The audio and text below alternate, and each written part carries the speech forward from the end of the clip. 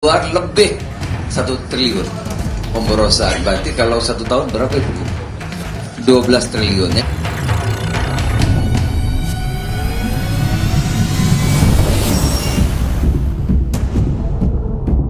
Setelah menetapkan 3 tersangka dalam kasus korupsi MBG yang menyeret 3 mantan pimpinan BGN, Kejagung kembali menetapkan 1 tersangka dalam kasus korupsi MBG terkait pengadaan motor listrik. Dalam pemeriksaan, Kejagung menemukan bukti pihak vendor menggelembungkan dana untuk setiap unit sepeda listrik. Kepala Staf Kepresidenan Dudung Abdurrahman menyebut pemerintah telah membayar proyek pengadaan dengan nilai anggaran mencapai 1 triliun lebih untuk lebih dari 21.000 motor listrik. Namun motor listrik tersebut masih dalam perakitan. 3 triliun, 0,3 triliun anggarannya. Nah, kemudian setelah dicek rupanya per 7 April ini masih dalam perakitan. Dan tapi ini sudah dibayar oleh pejabat lama. Ya sudah dibayar, ini kan sudah dirakit. Ya nanti keputusan nanti terserah kepala BGN, kalau misalnya nanti ada keputusan dari presiden dialihkan ke mana yang bermanfaat, toh gajinya SPPG itu kan lumayan tuh 6 jutaan, kalau nyicil 1 motor kan cukup. Wakil Ketua Komisi 9 DPR RI fraksi PDI Perjuangan Charles Honoris Causa meminta pemerintah melakukan audit secara menyeluruh soal tata kelola program MBG. Charles juga meminta pemerintah mau terbuka dan transparan bagaimana proses penentuan titik SPPG atau dapur MBG. Benar, ada pembengkakan jumlah titik ya hingga tidak terkendali jumlahnya dan sampai menimbulkan potensi pemborosan anggaran dalam jumlah yang sangat besar. Maka ini menunjukkan adanya persoalan mendasar dalam perencanaan dan juga tata kelola program MBG. Dan yang harus dilakukan sekarang bukan sekedar klarifikasi, tetapi juga pemerintah harus melakukan audit secara menyeluruh. Saya juga berharap pemerintah akan membuka secara transparan bagaimana proses penentuan titik selama ini. Dalam kasus korupsi MBG, mantan Wakil Kepala BGN Sony Sonjaya mengaku akan mengungkap 26 nama tokoh besar yang diduga terseret kasus korupsi. Sementara Kepala BGN Nanik Sdeyang mengaku akan melakukan sejumlah efisiensi terhadap anggaran MBG. Tim Liputan Kompas TV. Dalam penyidikan kasus korupsi MBG, Kejaksaan Agung mengungkap temuan baru yakni dugaan penggelembungan dana motor listrik di proyek MBG. Lalu bagaimana Kejaksaan mengungkap keterlibatan tokoh-tokoh selain pihak swasta saja? Kita bahas bersama mantan Ketua KPK Abraham Samad dan politisi Partai Gerindra Kamru Samad. Bang Abraham, Bang Kamru Samad, selamat petang semua. Bang Abraham bisa mendengar suara saya, Bang?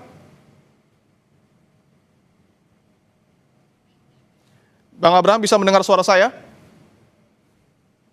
Oke. Aman? Baik, saya ingin tanyakan Bang Abraham bahwa Kejaksaan Agung sudah mengungkap yang terbaru adalah dugaan markup motor listrik yang kita tahu pengadaannya mencapai angka 1 triliun rupiah. Sebelumnya salah satu tersangka menyebut ada puluhan nama orang besar yang diduga terlibat. Apakah mungkin kasus ini hanya akan berhenti di 3 mantan pimpinan BGN saja karena 2 tersangka baru ini dari pihak swasta? Jadi begini. Sebenarnya tanpa disampaikan oleh tersangka ya, bahwa akan membuka 26 nama itu, kewajiban aparat penegak hukum dalam hal ini perkara yang ditangani Kejaksaan Agung, maka Kejaksaan Agung punya kewajiban untuk membuka nama-nama itu dan mengusut agar supaya publik bisa paham betul ya bahwa kasus ini ditangani oleh Kejaksaan Agung secara transparan dan akuntabel, karena ini kan harus ada pertanggungjawaban ke publik ya. Setiap kasus yang ditangani oleh aparat penegak hukum itu harus bisa transparan ke masyarakat. Ada akuntabilitasnya supaya masyarakat itu bisa mengukur kinerja aparat penegak hukum. Apakah yang bersangkutan mengusut perkara itu secara adil? Apakah perkara itu benar-benar dijalankan secara baik dan benar? Karena kan akhir-akhir ini kita banyak melihat juga ya, contoh ada beberapa kasus, tentunya nggak semua, ada 1-2 lah. Misalnya di masa lalu ada kasus Tom Lembong dan lain-lain sebagainya. Oleh karena itu menjadi kewajiban Kejaksaan Agung untuk membuka kasus ini secara terang benderang agar Oke. supaya masyarakat bisa memberikan support. Karena kalau kita lihat kasus korupsi MBG ini sebenarnya ya, kasus ini sudah lama dikritisi oleh rakyat. Teman-teman ICW juga sudah pernah melaporkan baik di KPK maupun di Ya. Kejaksaan Agung. Oleh karena itu, ini menjadi PR yang harus dituntaskan karena kita lihat uang negara yang ditilep itu nggak main-main jumlahnya. Khusus mengenai apa itu pengadaan motor listrik aja sudah 1 T, belum lagi yang Betul. lain-lain. Lebih dari 1 triliun rupiah. Baik, saya ingin ke Pak Kamru Samad bahwa tadi Bang Abraham Samad menyebutkan 26 nama yang sebelumnya disebutkan oleh salah satu tersangka lebih baik dibuka dan diusut oleh Kejaksaan Agung. Di sisi lain ada berhembus kabar bahwa di antara 26 nama itu ada anggota eksekutif, legislatif, dan yudikatif. Anda sepakat bahwa nama ini harus dibuka dan diusut, Pak Kamru Samad? Mungkin bisa di-unmute terlebih dahulu Pak Kamru Samad biar kita bisa mendengar Mas suaranya. Ipo. Baik, siap. Mas Ipo kedengaran suaranya. Dengar Pak, silahkan dilanjutkan. Kami sependapat apa yang disampaikan oleh Bang Abraham bahwa penegakan hukum adalah sebuah komitmen dari pemerintahan Presiden Prabowo dan kita menghormati sepenuhnya para penegak hukum dalam menuntaskan kasus korupsi yang ada dalam program MBG ini. Tentu kita harus memisahkan antara institusi BGN sebagai sebuah institusi negara yang diatur di dalam peraturan Presiden yang di dalamnya ada Undang-Undang 17 tahun 2023 dengan oknum-oknum yang telah mengkhianati anggaran negara.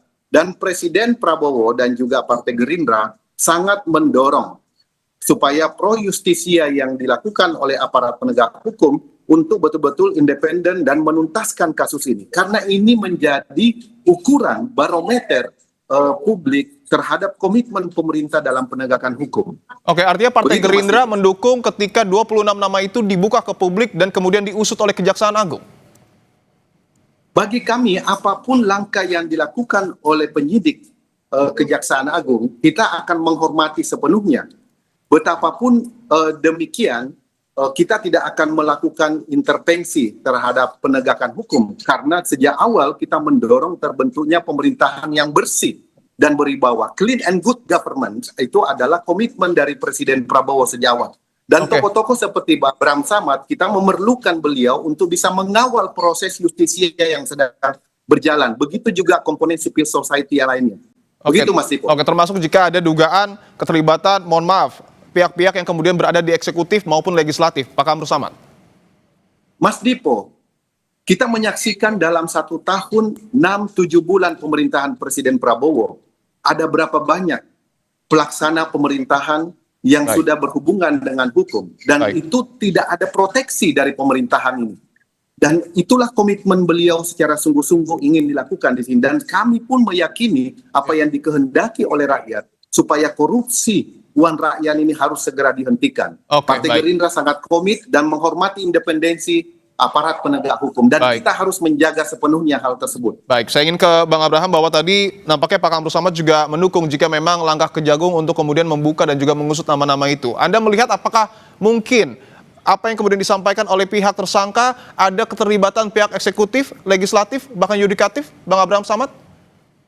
Jadi gini ya, siapapun pihak yang terlibat ya, siapa tahu juga ada aparat penegak hukum dan lain sebagainya.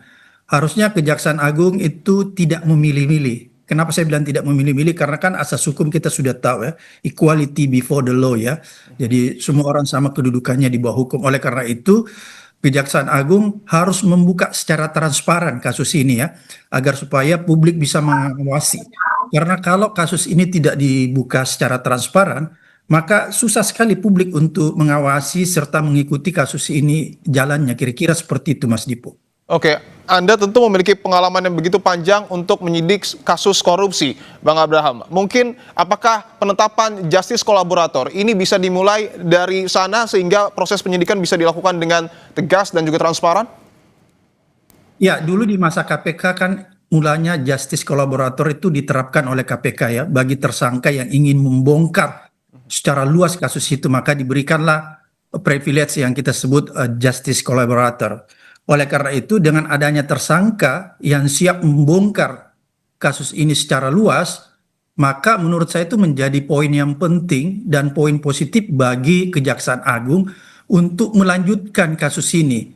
Agar supaya apa? Kita tidak mau kasus ini dikanalisasi ya, artinya hanya dilokalisir dalam ruang yang sempit gitu. Oleh karena itu siapapun tersangkanya, siapapun yang terlibat dalam hal ini itu harus dibuka oleh Kejaksaan Agung, dan siapapun nanti pada akhirnya misalnya ternyata namanya cuma ada tapi keterlibatannya tidak ada, itu perlu juga di-clearkan agar supaya masyarakat bisa tahu persis ya siapa-siapa saja yang terlibat di dalam kasus MBG ini. Karena kita prihatin ya, Mas Dipo ya, karena saya coba menganalogikan begini. Ini kasus ya secara manusiawi sulit sekali diterima akal sehat. Kenapa saya bilang sulit sekali diterima akal sehat? Saya menganalogikan ini seperti apa ya? Seperti ada pencuri masuk ke dalam masjid, kemudian yang dicuri itu uang yang ada di celengan masjid. Kira-kira begitu analoginya. Kenapa saya katakan demikian? Saya melihat begini.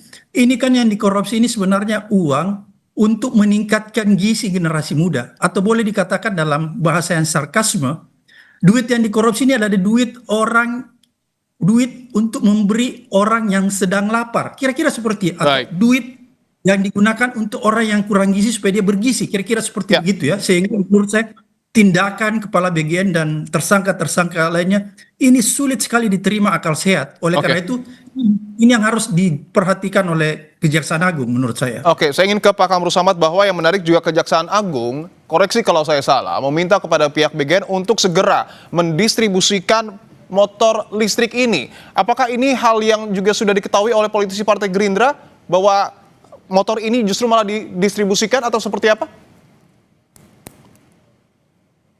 Tentu semua harus ada prosedurnya, karena kami mendapatkan data sementara pengadaan barang seperti termasuk sepeda motor ini itu APBN 2025. Itu artinya kalau APBN 2025 harusnya timelinenya itu paling lambat 15 Desember penyerahan barangnya sudah semua selesai. Nah sekarang kita sudah di bulan Juni, itu penggunaan APBN tidak berarti belum memenuhi satu unsur Mas Dipo, yaitu unsur tepat sasaran dan tepat manfaat.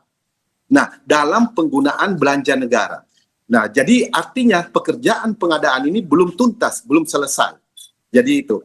Nah ini yang mungkin bisa jadi pertimbangan itu yang harus dilakukan, karena pemeriksaan keuangan negara oleh BPK RI nantinya paling lambat di akhir kuartal pertama di tahun berjalan untuk tahun yang lewat itu sudah harus masuk, sehingga pemeriksaan keuangan negara itulah yang biasa dijadikan dasar di mana APH untuk melakukan penyidikan dari hasil kerugian negara atau temuan yang didapatkan oleh BPK RI. Begitu Mas Dipo. Oke, saya ingin ke Bang Abraham bahwa kita tahu motor listrik ini diduga menjadi medium dari tindakan korupsi melalui markup. Pertanyaannya adalah ketika motor ini didistribusikan apakah keputusan yang tepat, karena nampaknya tidak melalui penyitaan terlebih dahulu kepada ataupun yang dilakukan oleh Kejaksaan Agung.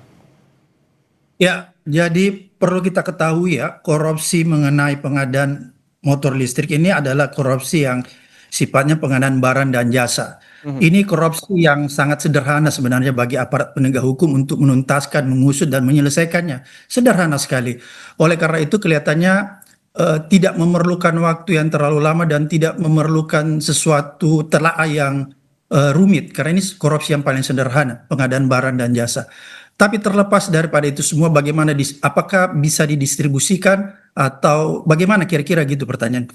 Kalau menurut saya, kalau memang ada sebagian yang sudah didistribusikan, itu nggak apa-apa. Tapi yang belum didistribusikan itu sebaiknya ditahan dulu, ya. Karena ini kan motor listrik ini nanti kalau kita menyusun dia punya kerangka kasus, ya, maka ini menjadi alat bukti ya nantinya yang disampaikan di dalam pengadilan ya. Ini menjadi objek korupsi, yaitu pengadaan motor listrik. Oleh karena itu menurut saya ini yang harus dipertimbangkan oleh Kejaksaan Agung, bagaimana apakah yang sudah didistribusikan itu dibiarkan saja dan kemudian yang belum didistribusikan apakah ditahan dulu? Sebaiknya menurut saya yang belum didistribusikan jangan didistribusikan lagi, jadi di stop sementara ya untuk dilakukan pengusutan lebih lanjut. Kira-kira seperti itu. Baik, kita sudah tangkap poinnya. Tentu kita akan menunggu seperti apa proses lanjutan dari penyidikan yang kemudian dilakukan terkait dugaan korupsi dalam program makan bergizi gratis. Terima kasih Bang Abraham Samad dan juga Pak Kamrul Samad telah bergabung di Kompas Petang. Saudara, Timnas Amerika Serikat menang 4-1 atas